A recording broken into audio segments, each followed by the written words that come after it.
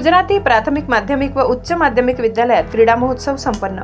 नवापूर येथील अशरफभाई माजिदभाई लाखाणी अल्पसंख्याक विकास बहुउद्देशीय संस्था संचालित गुजराती प्राथमिक माध्यमिक तथा उच्च माध्यमिक विद्यालयात 26 डिसेंबर रोजी क्रीडा महोत्सव मोठ्या उत्साहात साजरा करण्यात आला।